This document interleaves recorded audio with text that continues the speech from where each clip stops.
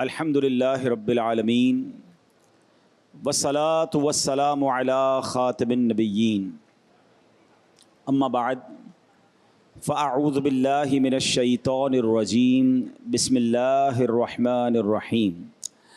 پڑھیے الصلاة والسلام علیک یا رسول اللہ وعلی آلک واصحابک یا حبیب اللہ۔ الصلاة والسلام علیک یا نبی اللہ وعلی آلک واصحابک یا نور اللہ۔ درود پاک پڑھنے کے بے شمار فضائل و برکات ہیں۔ کعبے کے بدر الدجا، طیبہ کے شمس الضحیٰ صلی اللہ تعالی علیہ وسلم پر درود پاک پڑھنے کے بہت سارے فضائل اور بڑی احادیث بھی ملتی ہیں۔ ہم سب کی تمنا ہے کہ کوئی ایسا کرم ہو جائے کہ ہم سب نبی پاک کے پیچھے پیچھے جنت میں داخل ہو جائیں۔ جنت میں جانے کی تمنا ہر مسلمان کو ہے، مگر کیسے یہ کنفرم ہو جائے، کیسے یقین ہو جائے، کوئی ایسا راستہ۔ سبحان اللہ، سرکار دو عالم علیہ الصلوۃ والسلام کی ایک حدیث ہے، میرے آقا فرماتے ہیں جو دن میں مجھ پر 1000 مرتبہ درود پاک پڑھے وہ اس وقت تک نہیں مرے گا جب تک جنت میں اپنا مقام نہ دیکھ لے گا۔ نبی کی شان میں ہو جس قدر درود پڑھو، نبی کی شان میں ہو جس قدر درود پڑھو، محبوں پاؤ گے جنت میں گھر، درود پڑھو۔ صلو علی الحبیب صلی اللہ تعالی علی محمد صلی اللہ علیہ وسلم۔ ایک بڑا ہی ایمان افروز واقعہ مؤذن رسول حضرت بلال حبشی رضی اللہ تعالیٰ عنہ کا کتابوں میں ملتا ہے کہ حضرت عبداللہ حوزنی رحمۃ اللہ تعالی علیہ فرماتے ہیں کہ مجھے مؤذن رسول حضرت بلال رضی اللہ تعالیٰ عنہ سے ملاقات کا شرف حاصل ہوا، تو میں نے ان سے رسول اللہ صلی اللہ تعالیٰ علیہ وسلم کے خرچ کے بارے میں سوال کیا۔ انہوں نے بتایا کہ نبی پاک علیہ الصلوۃ والسلام کے پاس جو کچھ مال ہوتا تھا اس کو خرچ کرنے کی ذمہ داری میرے پاس تھی، یعنی حضرت بلال حبشی نبی پاک کے خزانچی سمجھ لیں، نبی پاک کے مال کا حساب کتاب رکھنے والے، یہ ان کی ذمہ داری تھی۔ تو آپ کہتے جب کوئی بے لباس مسلمان نبی پاک کے پاس آتا، آپ مجھے حکم فرماتے، میں کسی سے قرضہ لیتا، چادر خریدتا، اس کو اوڑھاتا اور کھانا بھی کھلاتا۔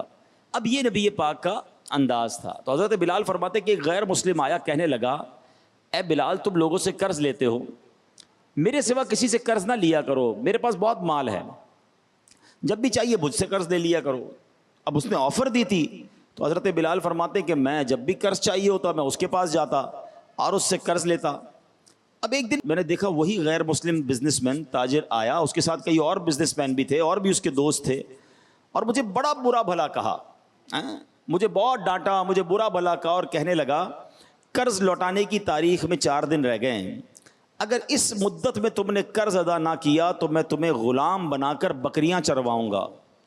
حضرت بلال حبشی پہلے بھی غلام تھے، ابھی غلامی کی زندگی چھوڑ کر نبی پاک کے پاس آئے تھے۔ حضرت ابوبکر صدیق رضی اللہ تعالیٰ عنہ نے سبحان اللہ اپنے مبارک مال سے آپ کو خرید کر آزاد کروایا تھا، آپ کو یہ فکر ہو گئی کہ پھر غلام بنا دے گا۔ تو آپ عشاء کی نماز کے بعد کہتے ہیں میں بارگاہ رسالت میں حاضر ہوا صلی اللہ تعالیٰ علیہ وسلم، عرض کیا یا رسول اللہ صلی اللہ تعالیٰ علیہ وسلم میرے ماں باپ آپ پر قربان، وہ مشرک جس سے میں قرضہ لیتا ہوں اس نے مجھے ایسا ایسا کہا ہے، حضور مجھے اجازت دیجیے میں ان لوگوں کے پاس چلا جاؤں جو مسلمان ہو گئے ہیں، یہاں تک کہ اللہ پاک آپ کو اتنا مال عطا فرما دے کہ میرا قرض ادا ہو جائے، پھر میں واپس آ جاؤں گا، ورنہ حضور یہ تو مجھے واپس کہیں غلام نہ بنا دے۔ آپ فکر مند ہو گئے۔ اللہ کے نبی علیہ الصلوۃ والسلام فرماتے ہیں صبح تک انتظار کر لو، اللہ پاک تمہارا قرض ادا کر دے گا، انتظام ہو جائے گا۔ کہتے ہیں میں صبح ہوئی تو ایک شخص میرے پاس دوڑتا ہوا آیا اور کہنے لگا کہ اے بلال تمہیں نبی پاک علیہ الصلوۃ والسلام نے بلایا ہے۔ میں وہاں پہنچا تو کیا دیکھتا ہوں کہ نبی پاک کے کاشانہ اقدس کے باہر نبی پاک کے مبارک گھر کے قریب 4 اونٹ ہیں اور سامان سے لدے ہوئے ہیں۔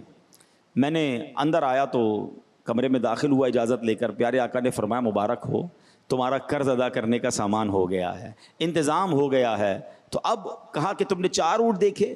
کہ جی حضور میں باہر دیکھے 4 اونٹ کھڑے ہیں گلے کے ساتھ سامان کے ساتھ لدے ہوئے ہیں. آقا نے فرمایا کہ یہ اونٹ لو، اس کا سامان لو اور جا کے اپنا قرضہ ادا کر دو. کہتے ہیں میں نے حکم کی تعمیل کی، گیا اس کا سارا قرضہ ادا کیا، اس کا مال لوٹا دیا، واپس آیا تو نبی پاک کو سلام عرض کیا. پیارے آقا نے پوچھا کیا ہوا، اس مال سے تمہیں کوئی فائدہ ملا؟ تو کہتے ہیں حضور اللہ پاک نے وہ تمام قرض ادا کرا دیا جو اللہ کے رسول پر تھا. آپ نے فرمایا کچھ مال بچا بھی ہے؟ حضرت بلال کہتے جی ہاں یا رسول اللہ کچھ مال بچ گیا ہے. آقا فرماتے مجھے اس سے بھی بے تعلق کر دو. اللہ اکبر، جب تک یہ کسی ٹھکانے نہیں لگے گا میں اپنے گھر واپس نہیں جاؤں گا. حضرت بلال کہتے ہیں کہ نبی پاک نماز عشاء کے بعد پوچھتے ہیں، فرماتے ہیں کہ اس بقیہ مال کا کیا ہوا؟ میں نے عرض کی حضور کوئی سائل نہیں ملا، میں بانٹ نہیں سکا. اللہ کے نبی علیہ الصلوۃ والسلام رات مسجد ہی میں آپ نے قیام فرمایا. دوسرے روز نماز عشاء کے بعد مجھے بلا کر فرمایا اے بلال کیا ہوا، کیا وہ مال تقسیم ہو گیا؟ تم نے مجھے اس مال سے بے تعلق کر دیا. تو حضرت بلال نے کہا جی یا رسول اللہ میں نے وہ سارا مال اللہ کی راہ میں خرچ کر دیا، میں نے غریبوں مسکینوں میں بانٹ دیا. یہ سن کر نبی پاک نے تکبیر کہی اور خدا کا شکر ادا کیا. اے میرے پیارے اسلامی بھائیوں، اس سے 2 باتیں سیکھنے کو ملتی ہیں. اللہ اکبر، میرے آقا کی سخاوت، میرے آقا کے جود کا عالم کیا ہے. آپ جو بار بار اعلیٰ حضرت کا شعر سنتے ہیں نا جس میں جود کا بھی ذکر ہے، سخا کا بھی ذکر ہے، عطا کا بھی ذکر ہے، یہ نبی پاک کی سیرت میں جا بجا یہ واقعات ملتے ہیں. سیدی اعلیٰ حضرت کیا لکھتے ہیں؟ واہ کیا جود و کرم ہے شہ بطحا تیرا، نہیں سنتا ہی نہیں مانگنے والا تیرا. یعنی آقا کے دربار سے کوئی لفظ نہیں سنتا ہی نہیں تھا. اچھا ایک اور کرم نوازی یہ ہے کہ پیاسا کنویں کے پاس جائے نا، مگر آقا وہ ہیں کہ جن کا دریائے رحمت، جن کا دریائے کرم خود پیاسوں کو تلاش کر رہا ہے، خود اپنے غلاموں پر مہربانی ہو رہی ہے. اور اعلیٰ حضرت اسی طرف اشارہ کرتے ہوئے لکھتے ہیں نا، فیض ہے یا شہ تسلیم نرالا تیرا، آپ پیاسوں کے تجسس میں ہے دریا تیرا. نبی پاک سبحان اللہ. اچھا ایسا کہاں ہوتا ہے دنیا میں کہ آپ کسی سے مدد لینے جائیں، اس کے پاس بظاہر وہ مدد نہ ہو تو وہ منع کر دیتا ہے، مگر آقا کے در پر نہیں تو نہیں ملتا نا. آقا فرماتے حضرت بلال سے بلال قرضہ لو اور اس غریب کی مدد کر دو، اور آقا پھر وہ قرض ادا فرماتے. اللہ اکبر، یہ سخاوت مصطفیٰ ہے، یہ عطائے مصطفیٰ ہے. اور نبی پاک علیہ الصلوۃ والسلام کی سخاوت کی تو کیا بات ہے. ایک میرے پیارے اسلامی بھائیوں، ہمیں سیکھنا ہے نبی پاک کی اس خوبصورت ادا سے کہ ہم نے اپنی زندگی میں کس طرح اللہ کے دیے ہوئے مال کو خرچ کرنا ہے. حضرت مجمع انصاری رحمت اللہ تعالی علیہ ایک بزرگ کے متعلق بیان کرتے ہیں کہ انہوں نے فرمایا اللہ پاک کا مجھے دنیا کی آسائشوں سے بچا لینے کا احسان اس دنیا کی کشادگی کی صورت میں ملنے والی نعمت سے افضل ہے، کیونکہ اللہ پاک نے اپنے پیارے نبی علیہ الصلوۃ والسلام کے لیے دنیا کو پسند نہیں فرمایا. اس لیے مجھے وہ نعمتیں جو اللہ پاک نے اپنے نبی علیہ الصلوۃ والسلام کے لیے پسند فرمائیں ان نعمتوں سے زیادہ پیاری ہیں جو اس نے نبی علیہ الصلوۃ والسلام کے لیے ناپسند فرمائیں. اے میرے پیارے اسلامی بھائیوں، یاد رکھیے اگر کسی کے پاس دنیا کا مال ہے، اگر کسی کے پاس دنیا کی نعمتیں ہیں، اگر اس کا صحیح استعمال ہو اور اس کو کمایا بھی صحیح طریقے سے جائے تو پھر اس سے برکتیں لوٹی جا سکتی ہیں. ایک بڑی پیاری حدیث پاک آپ کو سناتا ہوں. رسول پاک صلی اللہ علیہ وسلم نے فرمایا دنیا میٹھی سرسبز ہے، جو اسے حلال طریقے سے کماتا ہے اور صحیح حقوق میں خرچ کرتا ہے اللہ پاک اس کو ثواب عطا فرمائے گا اور اس کو جنت میں داخل فرمائے گا. اور جو اس میں حرام طریقے سے مال کماتا ہے اور اس کو غیر حق میں خرچ کرتا ہے اللہ پاک اس کو دار الحوان یعنی ذلت کے گھر میں داخل فرمائے گا. یعنی دنیا کمانا ہے تو حلال طریقے سے، خرچ کرنا ہے تو اچھی جگہ پر. پرابلم یہ ہے کہ آج کل کچھ لوگ ذرا عجیب سا انہوں نے اپنا سسٹم بنایا ہوا ہے. کچھ لوگ کماتے غلط طریقے سے ہیں لیکن بعض اوقات اللہ کی راہ میں خرچ کر رہے ہوتے ہیں تو شیطان انہیں کہتا ہے یار بات برابر ہو گئی، بیلنس صحیح ہو گیا تو ڈنڈی مارتا ہے یا سود کا کام کرتا ہے یا جھوٹ بولتا ہے، لیکن مسجد میں بھی تو دیتا ہے نا، غریبوں کی مدد بھی تو کرتا ہے، تو یہ برابر ہو جائے گا، یہ بھول ہے ان کی۔ اللہ پاک ہے اور پاک مال ہی پسند فرماتا ہے، کمانا بھی حلال ہے اور خرچ بھی حلال طریقے سے کرنا ہے، تو پھر تو انشاءاللہ اس کے ذریعے بہت ساری برکتیں لوٹی جا سکتی ہیں۔ حضرت علامہ عبد الرؤف مناوی رحمۃ اللہ تعالی علیہ اس حدیث پاک کے تحت فیض القدیر میں تحریر فرماتے ہیں، معلوم ہوا کہ دنیا فی نفس ہی بری چیز نہیں ہے، چونکہ یہ آخرت کی کھیتی ہے، اس لیے جو شخص شریعت کی اجازت سے دنیا کی کوئی چیز حاصل کرے تو یہ چیز اس کے آخرت میں مدد کرتی ہے۔ ہمیں بھی چاہیے کہ ضرورت سے زیادہ دنیا کے پیچھے بھاگنے اور حرام ذرائع کے ذریعے مال و دولت جمع کرنے کی بجائے رزق حلال کمانے کا ذہن بنائیں، حسب استطاعت صدقہ و خیرات بھی کرتے رہیں، اپنے رشتہ داروں، غریبوں اور پڑوسیوں کی مدد بھی کرتے رہیں، اللہ کی راہ میں خرچ کرتے رہیں۔ اللہ اکبر۔ نبی پاک علیہ السلام فرماتے ہیں صدقہ مال میں کمی نہیں کرتا، اور اللہ پاک معاف کرنے کی وجہ سے بندے کی عزت ہی بڑھاتا ہے، اور جو اللہ پاک کی رضا کی خاطر عاجزی کرتا ہے اللہ تعالیٰ اسے بلندی عطا فرماتا ہے۔ اس حدیث میں 3 بڑی پیاری باتیں پتہ چلی۔ صدقے سے مال کم نہیں ہوتا، شیطان جب بھی صدقے سے روکتا ہے نا کسی کو، پہلا دل میں خوف ہی یہ ڈالتا ہے، یار تو دے دے گا تیرے پاس تو کم ہو جائے گا، زکوٰۃ نہیں دیتے لوگ، 10 لاکھ روپے زکوٰۃ بن گئی، یا اللہ میں کیسے دوں؟ ارے اللہ کے بندے، اللہ نے 4 کروڑ دیے تو 10 لاکھ بنی ہے نا، اور یہ تو 10 لاکھ دے گا، اللہ اس میں اور اضافہ کر دے گا، مگر اس وقت شیطان حملہ کرتا ہے کہ تیری جیب سے پیسے نکل رہے ہیں، یہ کم ہو جائیں گے۔ تو نبی پاک نے وسوسہ نکال دیا، فرماتے صدقہ دینے سے مال کم نہیں ہوتا، اور یہ ایسی جس کو کہتے ہیں نا مجرب فارمولہ ہے۔ آپ دنیا میں ہر اس شخص کو دیکھیں کہ جو اللہ کی راہ میں خرچ کرتا ہے نا، اس کا مال کم نہیں ہو رہا ہوتا، اس کا مال ملٹی پلائی ہو رہا ہوتا ہے۔ اگلی بات نبی پاک نے کیا فرما دی کہ معاف کرنے کی وجہ سے بندے کی اللہ پاک عزت ہی بڑھاتا ہے۔ اب یہ بھی بڑا مسئلہ ہے، بندہ کہتا ہے یار میں معافی مانگ لوں گا یا معاف کر دوں گا تو مسئلہ یہ میری عزت کم ہو جائے گی، لوگ کیا کہیں گے میں بزدل ہوں، میں نے بدلہ نہیں لیا، اس کی غلطی ہے، میں ایسے کیسے معاف کر دوں؟ جناب روب ہونا چاہیے۔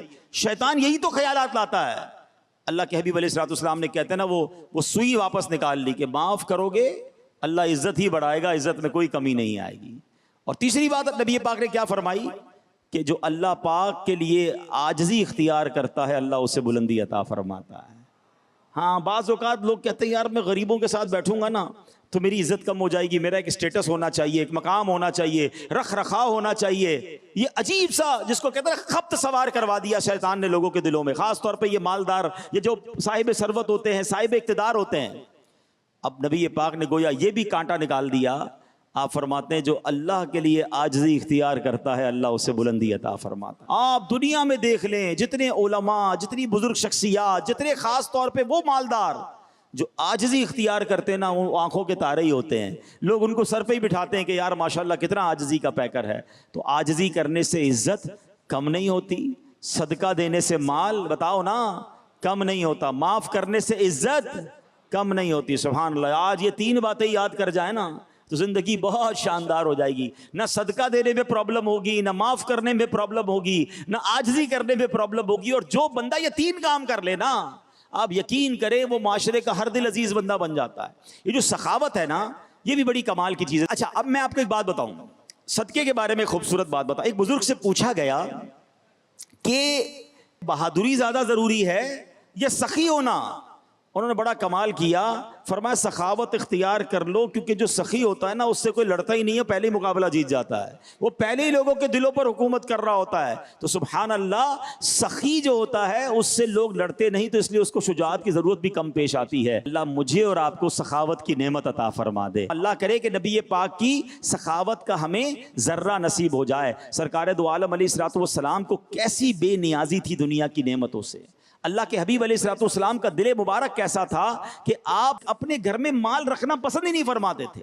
ایک مرتبہ کا واقعہ ہے کہ آپ علیہ الصلوۃ والسلام نے نماز عصر پڑھائی اور سلام پھیرتے ہی فوراً گھر تشریف لے گئے۔ ظاہر نماز کے بعد نبی پاک ذکر و اذکار فرماتے تھے، صحابہ بھی بیٹھتے تھے، مگر آقا علیہ الصلوۃ والسلام نے سلام پھیرا اور فوراً گھر تشریف لے گئے۔ تھوڑی دیر ہوئی نبی پاک واپس جلدی تشریف لے آئے۔ صحابہ کرام کو تعجب ہوا کہ نبی پاک کہاں تشریف لے گئے؟ تو آ کر نبی پاک فرماتے ہیں مجھے نماز میں خیال آیا کہ صدقے کا کچھ سونا گھر میں پڑا ہے، مجھے پسند نہ آیا کہ رات ہو جائے اور میرے گھر میں یہ پڑا رہے، اس لیے جا کر اسے تقسیم کرنے کا کہہ کر واپس آیا ہوں۔ یعنی فوراً تقسیم کر دیا جائے۔ اللہ کے حبیب علیہ الصلوۃ والسلام تو اس طرح دنیا کے مال کو تقسیم فرماتے۔ نبی پاک نے ایک بار جبل احد کو دیکھا، اللہ سے دعا ہے اللہ مجھے اور آپ کو جبل احد کی زیارت عطا فرما۔ یہ دنیا میں کمال کا پہاڑ ہے۔ ہاں، اللہ کے حبیب فرماتے ہیں یہ احد مجھ سے محبت کرتا ہے، ہم اس سے محبت کرتے ہیں۔ اب نبی پاک ایک بار احد پہاڑ پر تشریف لے گئے، حضرت ابو ذر رضی اللہ عنہ ساتھ تھے۔ کہتے پیارے آقا نے احد پہاڑ کو دیکھا اور فرمایا اگر یہ پہاڑ میرے لیے سونا بن جائے تو میں پسند نہیں کروں گا کہ اس میں سے ایک دینار بھی میرے پاس 3 دن سے زیادہ رہ جائے، سوائے اس دینار کے جسے میں ادائے قرض کے لیے رکھ چھوڑوں۔ اللہ اکبر، یہ کیسا دل اقدس ہے، یہ کیسی استغنا ہے، یہ کیسا اللہ کی راہ میں خرچ کرنے کا انداز ہے۔ اللہ مجھے اور آپ کو اس کا ذرہ نصیب فرما دے۔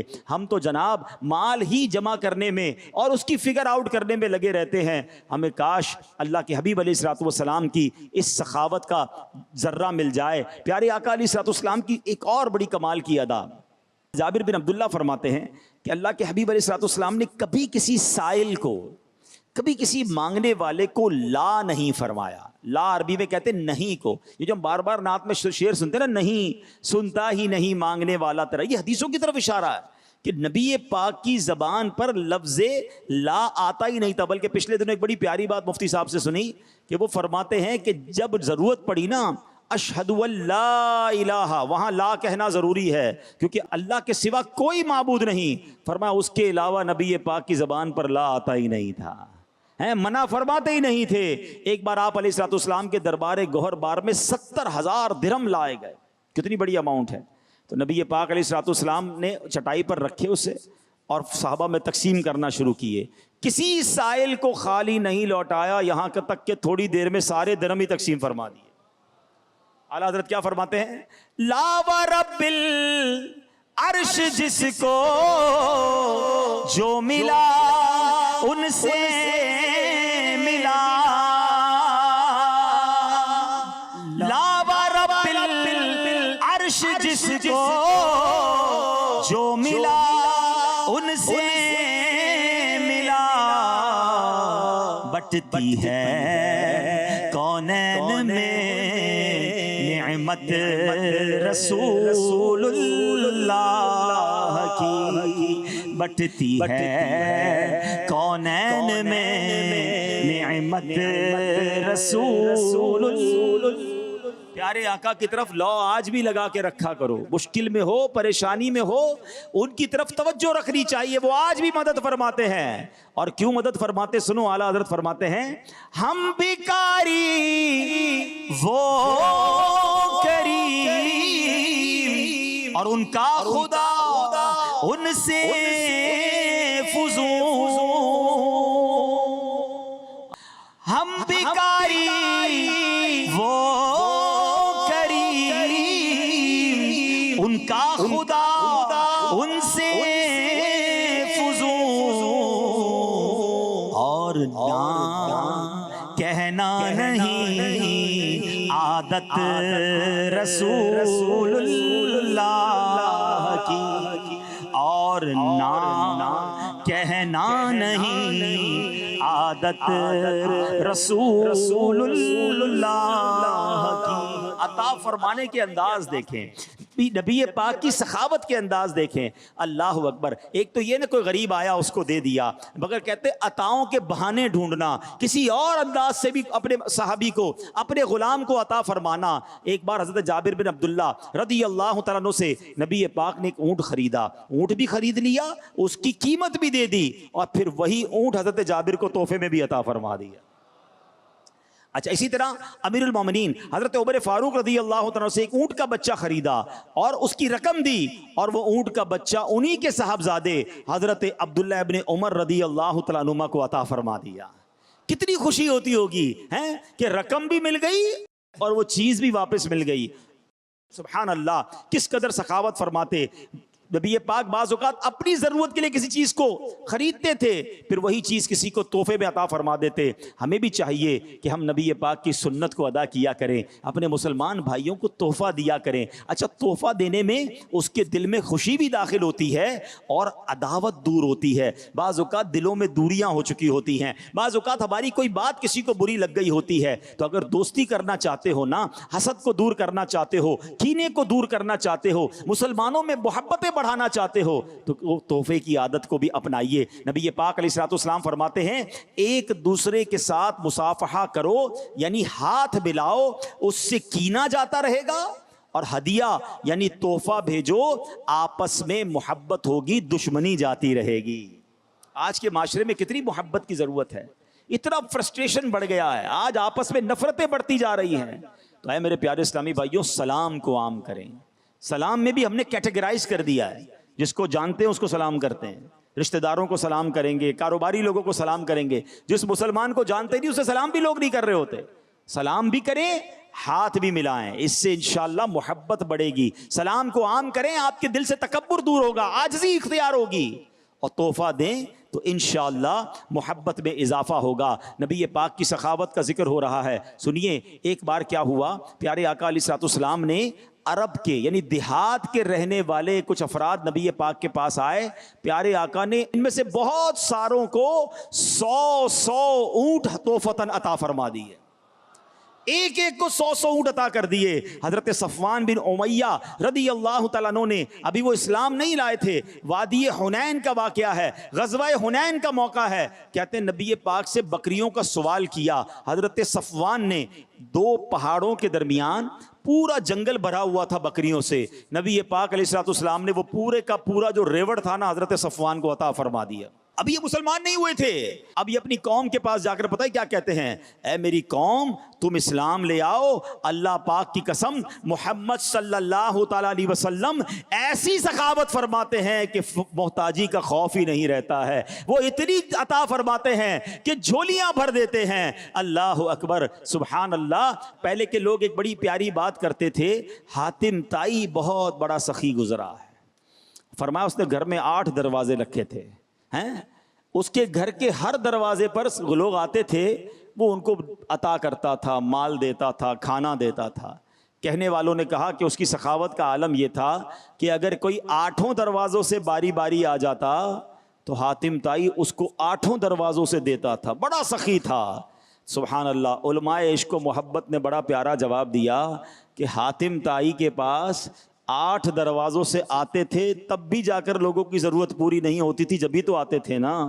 میرے آقا کا دربار وہ ہے جو ایک بار چلا جائے، اور نبی پاک نگاہ رحمت فرما دیں تو اتنا عطا فرماتے ہیں، اتنا دیا کہ دامن میں ہمارے سمایا نہیں۔ سرکار دو عالم کی سخاوت کا عالم یہ ہے کہ میرے کریم سے گر قطرہ کسی نے مانگا، میرے کریم سے گر قطرہ کسی نے مانگا تو دریا بہا دیے ہیں، مدنی نے دریا بہا دیے ہیں، دور پہ بہا دیے ہیں، دریا بہا دیے ہیں، مدنی نے دریا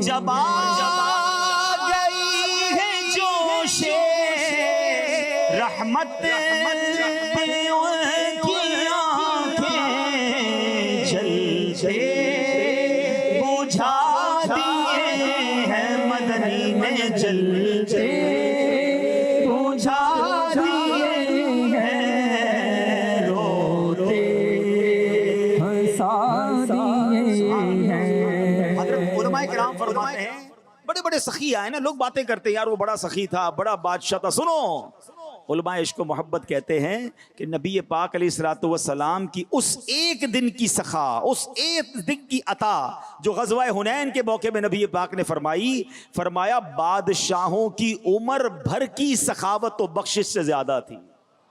یہ ایسی اعلیٰ حضرت نہیں لکھا کہ قطرہ کسی نے مانگا تو دریا بہا دیے، یہ واقعات موجود ہیں کہ نبی پاک سے کچھ مانگا اور آقا نے پورا جنگل بکریوں سے بھرا ہوا عطا فرما دیا، ایک ایک عرابی کو 100 اونٹ عطا فرمائے۔ اللہ اکبر۔ ایک ایسا موقع تھا کہ سرکار دو عالم علیہ الصلوۃ والسلام کے پاس بکریاں، جنگل میں بکریاں بھری ہوئی تھی اور نبی پاک عطا فرما رہے تھے، مانگنے والے ہجوم کرتے جا رہے تھے، نبی پاک اس ہجوم میں پیچھے ہٹتے جا رہے ہیں، تقسیم فرماتے جا رہے ہیں اور رش بڑھتا جا رہا ہے، پیارے آقا پیچھے ہوتے جا رہے ہیں، یہاں تک کہ جب اموال تقسیم ہو گئے تو ایک عرابی نبی پاک علیہ الصلوۃ والسلام کی بارگاہ میں آئے اور مبارک چادر آپ کے بدن اقدس سے کھینچی، جس سے مبارک گردن اور کمر شریف پر نشان بن گیا۔ نبی پاک نے اس پر اتنا فرمایا، اے لوگو جلدی نہ کرو، واللہ تم مجھے کسی وقت بخیل نہ پاؤ گے، ہمیشہ نبی پاک کے در سے عطا ہی ملتی رہی۔ اللہ اکبر۔ پیارے آقا علیہ الصلوۃ والسلام کا دل اقدس کتنا منور تھا۔ ایک خاتون نبی پاک کی بارگاہ میں آئیں، حضرت سہل بن سعد کہتے ہیں رضی اللہ تعالیٰ عنہ، ایک خاتون چادر لے کر آئیں، کہتے حضور میں نے اپنے ہاتھ سے بنی ہے اور آپ کے لیے لائی ہوں۔ اچھا، نبی پاک کو اس وقت چادر کی ضرورت بھی تھی، پیارے آقا نے وہ چادر لی اور پیارے آقا علیہ الصلوۃ والسلام جب وہ چادر لی اور ہماری طرف نکلے، نبی پاک نے تہبند اس چادر کی باندھی ہوئی تھی، تو ایک صحابی نے کہا حضور بڑی پیاری چادر ہے، مجھے عطا فرما دیں۔ اللہ اکبر۔ نبی پاک اس مجلس سے اٹھ کر گئے، اب ظاہر تہبند پہنا ہوا تھا، تبدیل کیا، واپس آئے اور وہ چادر اسی صحابی کو عطا فرما دی۔ تو باقی صحابہ نے کہا کہ آپ کو معلوم تھا پیارے آقا کو چادر کی حاجت ہے، وہ خاتون اپنے ہاتھ سے بن کر لائی تھی، کتنی پیاری چادر تھی، آپ رہنے دیتے۔ مگر وہ صحابی بھی کمال کے تھے، وہ کیا کہتے ہیں، اور آپ کو پتا بھی ہے، وہ صحابی سے کہا انہوں نے کہ پیارے آقا منع تو فرماتے نہیں ہیں، آپ نے کہنا تھا، انہوں نے دے ہی دینی تھی، لیکن آپ کو نہیں مانگنی چاہیے تھی۔ اللہ اکبر۔ وہ صحابی کہتے ہیں اللہ کی قسم میں نے صرف اس لیے یہ چادر کا سوال کیا کہ جب میرا انتقال ہو جائے تو بطور تبرک میرا یہ کفن بن جائے۔ اور راوی لکھتے ہیں ایسا ہی ہوا، وہ صحابی جب انتقال ہوا نا تو وہی چادر جو نبی پاک نے ایک بار استعمال فرمائی تھی، ان صحابی رسول کا کفن بنا اور وہ قبر میں اسے ساتھ لے کر گئے۔ مالک کونین ہیں گو پاس کچھ رکھتے نہیں، مالک کونین ہیں گو پاس کچھ رکھتے نہیں، دو جہاں کی نعمتیں ہیں ان کے خالی ہاتھوں۔ اے میرے پیارے اسلامی بھائیو، نبی پاک کی سخاوت کی کیا بات ہے، اللہ اکبر۔ اب اچھا، اب نبی پاک اپنے دور میں اپنے صحابہ میں تو سخاوت فرماتے رہے، کسی کے ذہن میں وسوسہ آ سکتا ہے کہ اب تو پیارے آقا پردہ فرما گئے، اب ہمیں ان کی کرم نوازی کیسے ملے گی، تو یہ وسوسہ کبھی بھی ذہن میں نہ آنے دیں۔ یاد رکھیے اعلیٰ حضرت امام اہل سنت فرماتے ہیں رسول اللہ صلی اللہ تعالیٰ علیہ وسلم اور تمام انبیاء کرام حیات حقیقی، دنیاوی، روحانی اور جسمانی سے زندہ ہیں۔ آپ مزارات طیبہ میں نمازیں پڑھتے ہیں، روزی دیے جاتے ہیں، جہاں چاہیں تشریف لے جاتے ہیں، زمین و آسمان کی سلطنت میں تصرف فرماتے ہیں۔ نبی پاک کی حدیث سنو، اللہ کے حبیب فرماتے ہیں الانبیاء احیاء فی قبورہم یصلون، یعنی حضرات انبیاء اپنے مزارات میں زندہ ہیں اور نماز ادا فرماتے ہیں۔ جبکہ ایک اور حدیث پاک میں ہے ان اللہ حرم علی الارض ان تاکل اجساد الانبیاء فنبی اللہ حی یرزق، فرمایا بے شک اللہ پاک نے زمین پر انبیاء کرام کے جسموں کو کھانا حرام فرما دیا ہے۔ اللہ پاک کے نبی زندہ ہیں اور ان کو روزی بھی دی جاتی ہے، بلکہ علامہ جلال الدین سیوطی شافعی رحمت اللہ تعالی علیہ فرماتے ہیں حضرات انبیاء کرام کے لیے مزارات سے باہر جانے اور آسمانوں اور زمین میں تصرف کی بھی اجازت ہوتی ہے۔ ایسے ہی میرے رضا نہیں لکھتے تو زندہ ہے واللہ، تو زندہ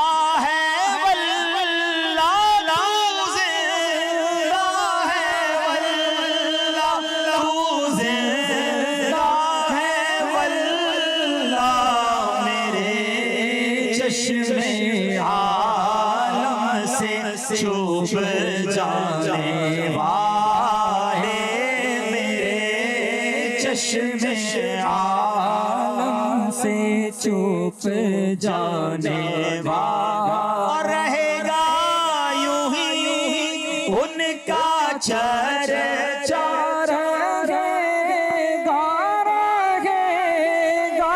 یوں ہی ان کا چرچا،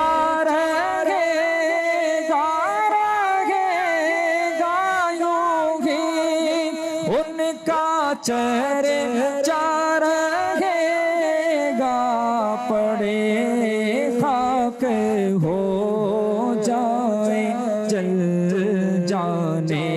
والے میرے آقا کیسے کرم فرماتے ہیں. مزار پرانوار میں جلوہ فرما ہو گئے ہیں اور سبحان اللہ کرم نوازی کا سلسلہ آج بھی جاری ہے. حضرت شیخ احمد بن نفیس رحمۃ اللہ تعالی علیہ فرماتے ہیں میں ایک بار مدینہ منورہ میں سخت بھوک کے عالم میں سرکار علی وقار صلی اللہ تعالی علیہ وسلم کے روضہ انور پر حاضر ہو کر میں نے عرض کی یا رسول اللہ صلی اللہ تعالی علیہ وسلم میں بھوکا ہوں. یکایک آنکھ لگ گئی.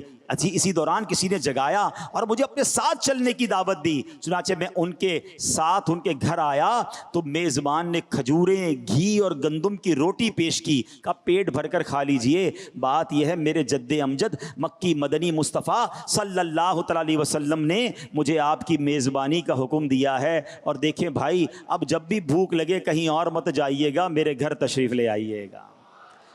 یہ ایسی دربار ہے جہاں مانگنے میں شرمایا نہ کرو. اللہ اکبر. میرے رضا کا عشق رسول تو دیکھو. دنیا میں بندہ کسی کے آگے مانگے نا تو ڈی مورلائز فیل کرتا ہے, احساس کمتری ہوتا ہے, ہاتھ پیر کانپنے لگ جاتے ہیں, اور ہونا بھی ایسے ہی چاہیے. اللہ کرے کبھی زندگی میں کسی کے آگے ہاتھ نہ پھیلانا پڑے. دعا کرو اللہ سے یا اللہ ہمیشہ ہمیں دینے والا بنائیو, کبھی مانگنے والا نہ بنائیو. کیونکہ بھکاری بننا کسے پسند ہے, مگر ہاں ایک در ایسا ہے جہاں کی بھیک بھی بڑے مزے والی ہے. ہاں بھیک میں مزہ کیسے بھائی, بھیک تو بے مزے کی تکلیف دہ ہوتی ہے, مگر میرے اعلیٰ حضرت کہتے ہیں ایک دربار ایسا ہے جہاں کی بھیک میں بھی بڑا مزہ ہے. کیسے؟ وہ کہتے ہیں لبوا ہیں آنکھیں بند ہیں پھیلی ہیں جھولیاں, لبوا ہیں آنکھیں بند ہیں پھیلی ہیں جھولیاں, کتنے مزے کی بھیک تیرے پاک در کی ہے, ہاں کتنے مزے کی بھیک تیرے پاک در. اچھا قبول میں بھی دینی نہیں ہے. دنیا والوں سے تو بار بار مانگو تو ٹرخاتے ہیں, رلاتے ہیں, اور زیادہ مانگو تو فون بھی بلاک کر دیتے ہیں. آقا کے دربار میں دیر نہیں لگ. کتنا فاصلہ ہے؟ وہ کہتے ہیں منگتا کا ہاتھ اٹھتے ہی داتا کی دین تھی. ہاں اتنی دیر لگتی ہے, بس پکارو تو صحیح انہیں. منگتا کا ہاتھ اٹھتے ہی داتا کی دین تھی, دوری قبول و عرض میں بس ہاتھ بھر کی ہے, واللہ دوری قبول و عرض میں بس ہاتھ بھر کی ہے. آپ لوگ کہتے ہیں کتنا مانگے یار, بندے کو دیکھ کر مانگو یار, اس کی لمٹ تھوڑی ہے, پتہ نہیں دے گا نہیں دے گا. اعلیٰ حضرت کہتے ہیں جس در سے مانگ رہے ہو نا اللہ نے سارے خزانوں کا مالک بنا دیا ہے. رچ کے مانگنا, تھوڑی پنجابی میں کہتے ہیں رچ کے مانگنا. ہاں ذرا بھی کنجوسی نہیں کرنا, جتنا مانگنا ہے مانگنا, کیونکہ وہاں سے لا بھی نہیں ہے منع بھی نہیں ہے, بلکہ منہ مانگی مرادیں وہ دیتے ہیں. فرماتے ہیں منگتا کا ہاتھ اٹھتے ہی داتا کی دین تھی, دوری قبول و عرض میں بس ہاتھ بھر. اور کتنا مانگنا ہے؟ مانگیں گے مانگے جائیں گے, منہ مانگی پائیں گے انشاءاللہ. مانگیں گے مانگے جائیں گے, منہ مانگی پائیں گے. ہم تو مانگیں گے مانگے جائیں گے, منہ مانگی پائیں گے. سرکار نے نہ لا ہے نہ حاجت اگر کی ہے, بھیری سوہانی صبح میں ٹھنڈک جیگر کی ہے. کیسے عطا فرماتے ہیں؟ حضرت احمد بن محمد صوفی رحمۃ اللہ تعالی علیہ فرماتے ہیں میں 3 مہینوں تک جنگلوں میں پھرتا رہا, میری سب خال گل گئی, بالآخر میں مدینہ منورہ حاضر ہوا، میں نے آقا کی بارگاہ میں سلام عرض کیا اور پھر میں سو گیا۔ خواب میں رسول اللہ صلی اللہ تعالیٰ علیہ وسلم کی زیارت سے شرف یاب ہوا۔ میرے آقا فرما رہے تھے احمد تو آ گیا، دیکھ تیرا کیا حال ہو گیا ہے۔ میں نے عرض کی انا جائع و انا ضیفک، یا رسول اللہ میں بھوکا بھی ہوں اور حضور آپ کا مہمان بھی ہوں۔ سرکار دو جہاں صلی اللہ تعالیٰ علیہ وسلم نے ارشاد فرمایا اپنے ہاتھ کھولو۔ کہتے میں نے ہاتھ کھولا، اس میں چند درم تھے۔ اللہ اکبر، خواب میں جو چیز ملے نا وہ آنکھ کھلے تو چلی جاتی ہے۔ حضرت احمد بن صوفی کہتے ہیں آنکھ کھلی مگر ہاتھ میں درم موجود تھے۔ کہتے وہ درم لے کر گیا، میں نے بازار سے روٹی خریدی اور میں نے پھر کھانا وغیرہ خرید کر کھایا۔ اللہ اکبر، ذرا سوچو تو صحیح میرے پیارے اسلامی بھائیوں، اصل مسئلہ یہ ہے کرم تو آج بھی ہو رہا ہے مگر وہ پکار چاہیے، وہ تڑپ چاہیے، وہ کنیکشن چاہیے۔ لکھتے ہیں نا اعلیٰ حضرت فرماتے ہیں واللہ وہ سن لیں گے، فریاد کو پہنچیں گے، وہ آئیں گے، وہ فریاد فرمائیں گے، مگر شرط یہ ہے واللہ وہ سن لیں گے، فریاد کو پہنچیں گے۔ اتنا بھی تو ہو کوئی جو آہ کرے دل سے، اللہ اکبر، اور مدینے جا کر کوئی عرض کر دے ارے اس سے بہتر جگہ کون سی ہے، مٹتے ہیں جہاں بھر کے آلام مدینے میں، بگڑے ہوئے بنتے ہیں سب کام مدینے میں۔ کئی لوگ وہ ہیں جن پر حج فرض ہو گیا مگر وہ حج نہیں کرتے، ان سے پوچھو بھائی کیوں نہیں حج کرتے؟ کہتے ذرا بچی کی شادی کر لوں، کچھ مسائل ہیں پہلے وہ حل کر لوں، کاروبار تھوڑا سیٹ کر لوں، فلاں مسئلہ ہے ختم ہو جائے۔ ارے اللہ کے بندے اگر کسی مسئلے میں ہو تو پہلے مدینے چلے جاؤ، سارے مسئلے وہیں سے حل ہوتے ہیں۔ تو آقا کے در کی طرف جاؤ تو صحیح، اور مدینے نہیں جا سکتے نا پھر بھی گھبرانا نہیں، بس دل سے پکارنا ہے، انہیں دل سے یاد کرنا ہے۔ وہ آج بھی کرم فرماتے ہیں، اپنے غلام پر آج بھی مہربانی فرماتے ہیں۔ آپ نے حدیث سن لی ہے کہ اللہ کے انبیاء اپنی قبروں میں حیات ہیں، انہیں رزق دیا جا رہا ہے، ان کے پاس تصرف ہے، وہ آج بھی وہ ہم پر کرم فرما سکتے ہیں۔ اللہ اکبر، بلکہ میرے آقا کا دیدار اور نبی پاک کا جلوہ بھی عام ہے، کرنے والے پیارے آقا کا دیدار آج بھی کر رہے ہیں۔ وہ لکھتے ہیں نا آنکھ والا تیرے جوبن کا تماشا دیکھے، آنکھ والا تیرے جوبن کا تماشا دیکھے، دیدے کور کو کیا آئے نظر کیا دیکھے۔ ارے اصل تو بات یہ ہے کہ آنکھیں اجیالی ہو جائیں، آنکھیں اچھی رکھا کرو، اپنی آنکھوں سے حرام نہ دیکھا کرو۔ کبھی کبھی آنکھیں پاک عشق رسول میں آنسو بہا کر، خوف خدا میں آنسو بہا کر دھو لیا کرو، تاکہ یہ آنکھیں اس قابل ہو جائیں کہ نبی پاک کا دیدار ہو جائے، ورنہ کس کام کی ہیں یہ آنکھیں؟ مفتی اعظم لکھتے ہیں نا انہیں نہ دیکھا تو کس کام کی ہیں یہ آنکھیں، انہیں نہ دیکھا تو کس کام کی ہیں یہ آنکھیں، کہ دیکھنے کی ہے ساری بہار آنکھوں۔ اللہ کی بارگاہ میں مل کے دعا کر لو، کچھ ایسا کر دے میرے کردگار آنکھوں میں، کچھ ایسا کر دے میرے کردگار آنکھوں میں، کچھ ایسا کر دے میرے کردگار آنکھوں میں، کچھ ایسا کر دے میرے کردگار آنکھوں میں، ہمیشہ نقش رہے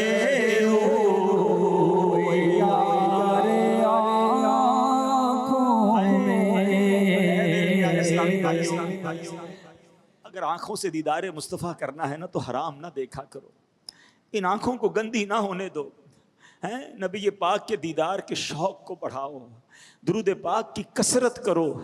نصیب والوں کے بھاگ آج بھی جاگ رہے ہیں، ہاں آج بھی جلوے دکھائی دے رہے ہیں، مگر خوش نصیب ہیں جن پر کرم ہو رہا ہے۔ ہم بھی التجا تو رکھے نا، شوق تو دل میں رکھا کرو، رات کو سوتے وقت اللہ کی بارگاہ میں عرض تو کیا کرو کہ مانا مالک بڑا گناہگار ہوں، مانا بڑا خطا کار ہوں، مگر میں بھی تو نبی پاک کا امتی ہوں۔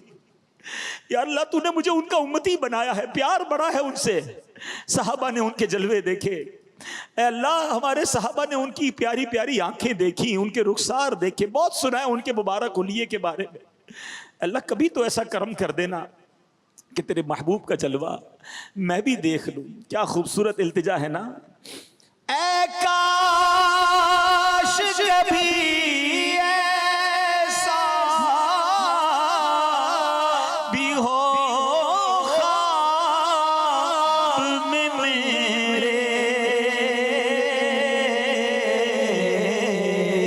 ہوں جن کی غلامی میں وہ آقا نظر آئے،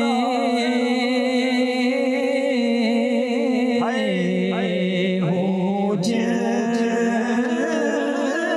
کی غلامی میں وہ آقا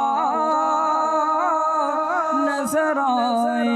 یا رسول اللہ، آپ کے غلام بیٹھے ہیں، آنکھیں اشکبار ہیں، آپ کی سخاوت کا ذکر ہو رہا ہے۔ حضور آپ سے تو جس نے جو مانگا آپ نے عطا فرمایا۔ سیدنا ابو ہریرہ نے یادداشت مانگی، آپ نے عطا فرمائی۔ حضور آپ نے سب کو عطا فرمایا۔ آپ کے غلام اشکبار آنکھوں سے عرض کر رہے کہ حضور دیدار کی بھیک کب بٹے گی، دیدار کی بھیک کب بٹے گی، منگتا ہے امیدوار آقا، آنکھوں میں چمک کے دل میں آ جا، اے شمع جمال مصطفیٰ۔ مانگتے رہیے نبی پاک سے، درود پاک پڑھتے رہیے، وہ بڑے سخی ہیں۔ ارے دیکھو کیسے کرم ہوتا ہے۔ علامہ ابن جوزی رحمۃ اللہ تعالی، ان کی کتاب ہے عیون الحکایات، اس میں تحریر کرتے ہیں کہ ایک پرہیزگار شخص کا بیان ہے، کہتے ہیں میں مسلسل 3 سال سے حج کی دعا کر رہا تھا مگر میری حسرت پوری نہ ہوئی۔ 4تھے سال حج کا موسم بہار آیا، دل آرزوئے حرم میں بے قرار تھا۔ ہو سکتا ہے یہاں بھی کچھ لوگ بیٹھے ہوں گے، بلکہ کون ہوگا جس کا دل نہیں چاہتا مکے مدینے جانے؟ کون ہے جو تڑپ نہیں رہا؟ کسی کے پاس پیسے نہیں، کسی کے پاس اسباب نہیں، کسی کی کیا رکاوٹ، کسی کا کیا مسئلہ۔ سنو، گھبرایا نہ کرو اور مایوس بھی نہ ہوا کرو۔ وہ کہتے ہیں میں 3 سال تک آرزوئے حرم لیے بے قرار تھا۔ ایک رات خواب میں جب سویا تو میرے آقا خواب میں تشریف لے آئے، میری قسمت جاگ اٹھی۔ نبی پاک نے فرمایا تم اس سال حج کے لیے چلے آنا۔ کہتے صبح اٹھا تو دل خوشی سے جھوم اٹھا کہ آقا نے بلایا ہے، مگر جب اٹھنے کے بعد سوچا کہ میرے پاس تو پیسے ہی نہیں ہیں، میں کیسے حج پر جاؤں گا، میں غریب مسکین۔ کہتے دوسری شب پھر درود پڑھتے پڑھتے پھر یاد مدینہ میں تڑپتے تڑپتے سو گیا۔ پھر نبی پاک خواب میں آئے، فرمایا کہ اس سال تم حج کو چلے آنا۔ پھر صبح ہوئی، وہ سوچا آقا نے بلایا ہے مگر رقم تو نہیں ہے، جاؤں گا کیسے؟ 3 راتوں تک ایسا ہوتا رہا، ہمت نہیں ہوتی تھی آقا سے عرض کروں کہ حضور آپ تو فرماتے حج پر آؤں مگر اسباب نہیں۔ کہتے اب 4تھی رات پھر نبی پاک نے کرم فرمایا کہ اس سال حج کو آ جانا۔ میں نے کہا حضور میرے پاس تو اخراجات ہی نہیں ہیں۔ اللہ کے حبیب نے فرمایا تم اپنے مکان میں فلاں جگہ کو کھودو، وہاں تمہارے دادا کی ذرہ موجود ہے۔ کہتے صبح ہوئی تو میرے آقا نے مجھے جگہ بتائی، میں نے اس جگہ کھدائی کی، واقعی بڑی قیمتی ذرہ تھی، جو جنگی لباس ہوتا ہے، بڑی صاف ستھری تھی، ایسی تھی گویا کسی نے استعمال ہی نہیں کیا تھا۔ میں نے اسے 4000 دینار میں بیچا، اللہ پاک کا شکر ادا کیا، الحمدللہ میرے آقا نے کرم فرمایا، میرے حج کا انتظام ہو گیا۔ ہاں آج بھی تڑپ سچی ہو نا۔ ہاں وہ شاعر کہتے نا، کہاں کا منصب کہاں کی دولت، قسم خدا کی یہ ہے حقیقت، کہاں کا منصب کہاں کی دولت، قسم خدا کی یہ ہے حقیقت، جنہیں بلایا ہے مصطفیٰ نے، جنہیں بلایا ہے مصطفیٰ نے، جنہیں بلایا ہے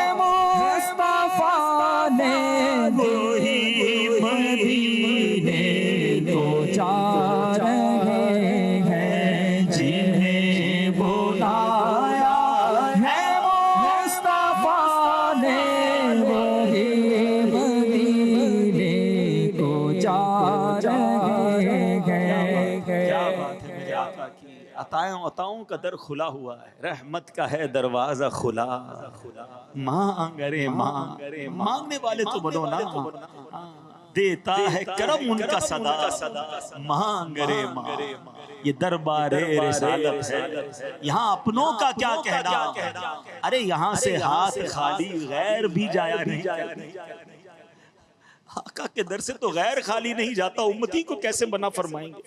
بس مانگنے کے لیے تڑپ چاہیے، نبی پاک سے وہ محبت چاہیے، وہ دل کا لگاؤ چاہیے۔ اور یہاں اے امتیوں ایک اور بات سیکھنی ہے کہ پیارے آقا کس وصف کو اپناؤ، اپنے اندر سخاوت کو پیدا کریں۔ اچھا جب بھی سخاوت کی بات ہوتی ہے نا تو بعض اوقات کیا ہوتا ہے، لوگ کہتے ہیں یار بات تو بہت اچھی ہے مگر سخی تو مالدار ہو سکتا ہے نا، میں غریب کیسے سخی ہو سکتا ہوں؟ یہ بھول ہے آپ کی۔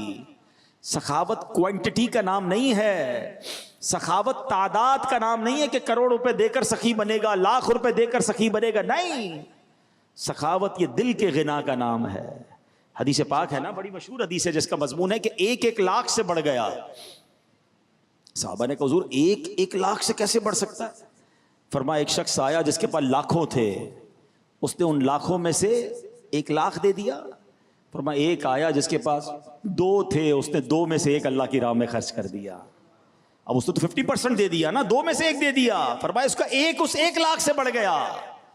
تو سخاوت اپنے اندر پیدا کیجئے، بخل نہیں ہونا چاہیے، کنجوسی اللہ کو بڑی ناپسند ہے۔ اور سخاوت کے بارے میں اللہ کے حبیب فرماتے سخاوت جنت کے درختوں میں سے ایک درخت ہے جس کی ٹہنیاں زمین کی طرف جھکی ہوئی ہیں، جو شخص ان میں سے کسی ایک ٹہنی کو پکڑ لیتا ہے وہ اسے جنت کی طرف لے جاتی ہے۔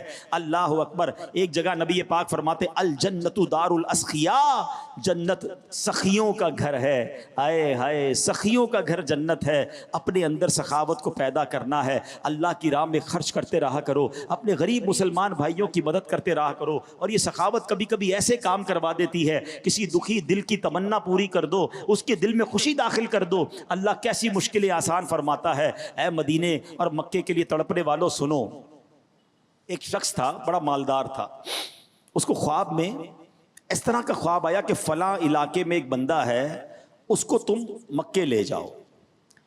اس کا کوئی کانٹیکٹ بھی اسے بتایا جاتا تھا۔ ایک بار خواب آیا، 2 بار آیا، 3 4 بار اس کے بارے میں اس کا پتہ وغیرہ سب اس کو خواب میں بتایا جاتا۔ اس نے اس بندے سے رابطہ کیا، کہا کہ مجھے خواب میں کہا جا رہا ہے میں آپ کو مکے لے جاؤں۔ کہا میں تو کوئی نیک آدمی بھی نہیں، نارمل سا آدمی تھا، کوئی اس کا حلیہ بھی کوئی بہت بڑا نیکوں والا نہیں تھا۔ کہا میں تو ایسا مجھے کیوں لے جا رہے ہو؟ بس کہا مجھے خواب میں آ رہا ہے، آپ چلو میرے ساتھ۔ اس نے کسی بزرگ سے بھی پوچھا کہ اس پر عمل کرنا ضرور، کہا اچھی بات ہے، اگر خواب میں آ رہا تو لے جاؤ، مکے مدینے کی بات تو ہے، تمہیں اللہ نے بہت دیا ہے۔ اس نے کہا چلو اچھی بات ہے، میں بھی عمرہ کر لوں گا، اس کو بھی لے جاؤں گا۔ اس نے کہا اپنا پاسپورٹ دو، میں تمہیں لے جاتا ہوں۔ یہ اس بندے کو عمرے پہ لے گیا۔ اب جب عمرہ کر لیا، طواف ہو گیا، سب کچھ ہو گیا، اب جب واپسی کا وقت آیا تو جب حرم سے باہر نکلے نا تو وہ شخص کہتا ہے مجھے ایک بار اور موقع دو، پتہ نہیں میں پھر کب مکے میں آؤں گا، پھر کب کعبہ دیکھوں گا، ایک بار اور کعبہ دیکھ کر آ جاؤں۔ تو کہا ٹھیک ہے جاؤ دیکھ کر آ جاؤ۔ یہ باہر کھڑا انتظار کر رہا ہے، کافی دیر ہو گئی، وہ بندہ باہر نہیں آیا۔ تو یہ اندر گیا تو دیکھا وہ سجدے میں، کعبے کے بالکل سامنے سجدے میں ہے۔ کافی دیر ہوئی سجدے سے سر نہ اٹھایا۔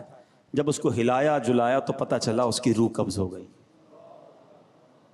اب یہ شخص حیران کہ میں تو اس کو جانتا بھی نہیں تھا، اور یہ کوئی بظاہر کوئی اتنا نیک آدمی بھی نہیں دکھتا تھا، نارمل سا انسان تھا، مجھے خواب میں بار بار کہا گیا اس کو لے جاؤ، اور میں ادھر لے کر آیا، اس کی روح یہاں قبض ہونی تھی۔ اتنی اچھی موت کہ طواف کیا، عمرہ کیا، با وضو اللہ کے گھر کے سامنے سجدے میں انتقال ہو گیا۔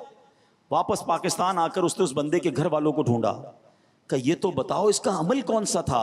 بولا یہ تو بڑا نارمل سا انسان تھا، مگر ایک کام کرتا تھا، روزانہ جب گھر آتا تھا نا تو اس کے ہاتھ میں 2 تھیلیاں ہوتی تھیں، سامان کی، فروٹ کی، سبزی کی، جب بھی سامان لاتا 2 تھیلیاں لاتا تھا۔ ایک اپنے گھر والوں کے لیے، ہمارے بالکل برابر میں ایک بیوہ یتیم بچوں کے ساتھ رہتی تھی، اس کا دروازہ کھٹکھٹاتا اور اس کے باہر تھیلی رکھ کے اندر آ جاتا، اور کہا جب وہ اندر آتا تھا نا تو بیوہ کی آواز آتی تھی، اللہ اس کا خاتمہ اچھا کرنا، اے میرے مولا اس کا خاتمہ اچھا کرنا۔ اللہ اکبر، یہ کیسی دعا لگی کہ کعبے کے سامنے سجدے کے عالم میں اس کا انتقال ہوا۔ تو یہ کسی کا دل جیتنا، کسی کی مدد کرنا، اللہ کی راہ میں خرچ کرنا، یہ وہ کام کروا دیتا ہے جو بندہ سوچ بھی نہیں سکتا۔ تو اے میرے پیارے اسلامی بھائیوں، اس وقت بھی ہم سب کو، جن کو اللہ نے خاص طور پہ نوازا ہے ان کو بھی، اور جیسے میں نے کہا کہ جو غریب بھی ہیں نا وہ بھی کسی نہ کسی کی مدد اپنی حیثیت کے مطابق اچھے کام میں خرچ کرتے رہا کر. یہ اللہ سے کاروبار ہے. آپ غربت سے نکلنا چاہتے ہیں نا تو بھی آپ اللہ کی راہ میں خرچ کریں, اللہ آپ کو غربت سے نکال دے گا. قبلہ مفتی قاسم صاحب تفسیر صراط الجنان میں بڑی کمال کی بات آپ نے لکھی.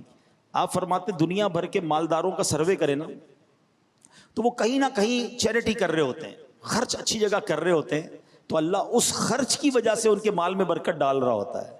اور اگر غریبوں کا سروے کرے نا تو ان میں اکثریت وہ ہے جو اللہ کی راہ میں خرچ نہیں کرتے, وہ اسی لیے غریب ہی رہ جاتے ہیں. ہم غریب لوگ بعض اوقات سمجھتے ہیں ہم کیا کریں یار اس میں ہمارے نہیں. میں نے نبی پاک کی حدیث یاد رکھو نا, کسی کا 1 لاکھ سے بڑھ گیا تو آپ کچھ نہ کچھ اچھے کاموں میں اپنی حیثیت کے مطابق خرچ کرتے رہا کریں. اور سبحان اللہ, خرچ کرنے کا, سخاوت کرنے کا ایک عظیم موقع ہمیں دعوت اسلامی دے رہی ہے. اللہ کی قسم, خرچ کرنے کا اس سے بڑا نیکی کمانے کا موقع کیا ہوگا کہ عظیم دعوت اسلامی کا جو کام ہے ہم اس کے حصے دار بن جائیں. اللہ اکبر. دعوت اسلامی نیکیوں کا کتنا بڑا خزانہ ہے, کتنی بڑی فیکٹری ہے نیکیوں کی کہ دعوت اسلامی 150 سے زیادہ ملکوں میں دین متین کی خدمت کر رہی ہے. لاکھوں بچے اور بچیاں بغیر فیس کے قرآن پاک پڑھ رہے ہیں, درس نظامی کر رہے ہیں, ہزاروں جامعۃ المدینہ میں بچے اور بچیاں. اب بتائیے اتنی بڑی نیکی. اچھا, سال کی 600 کے قریب مسجد دعوت اسلامی بنا رہی. صرف مسجدیں بنانا بہت اچھی بات ہے, بڑی نیکی ہے, مگر بیرون ملک میں, یورپ میں, UK میں, امریکہ میں, افریقہ میں کئی جگہوں پر تو شراب خانے خرید کر اس شراب خانے کو بدل کر مسجد بنا دیا. ڈانس کلب تھا, اس برائی کے اڈے کو بند کیا, وہاں مسجد بنا دی. بلکہ کئی جگہوں پر تو غیر مسلموں کی عبادت گاہیں تھیں جہاں شرک ہوتا تھا, جہاں پوجا ہوتی تھی. اللہ اکبر, اس جگہ پر آج رحمان عز و جل کو سجدے ہو رہے ہیں, اللہ اکبر کی صدائیں بلند ہو رہی ہیں. اتنی بڑی نیکیوں کا کام دعوت اسلامی کر رہی ہے, ہزاروں لوگ مسلمان ہو گئے. تو انشاءاللہ آج سخاوت مصطفیٰ کا بیان سنا ہے, ہم بھی اپنی دعوت اسلامی کا بھرپور ساتھ دیں گے. کیا معلوم آج دیدار مصطفیٰ کی بات ہوئی ہے. دیکھیے سنتوں کی تحریک ہے, میں اپنے لیے تو نہیں مانگ رہا اور آپ بھی اپنے لیے نہیں مانگیں گے. ہم سب جمع کروا کے دعوت اسلامی والوں کو دعوت اسلامی کے اکاؤنٹ میں ڈلوا دیں گے. یہ سنتوں کا پیغام چلتا رہے گا. کاش مدینے والے آقا کو پسند آ جائے اور ہماری قسمت بھی جاگ اٹھے اور ہمیں بھی آقا کا دیدار نصیب ہو جائے.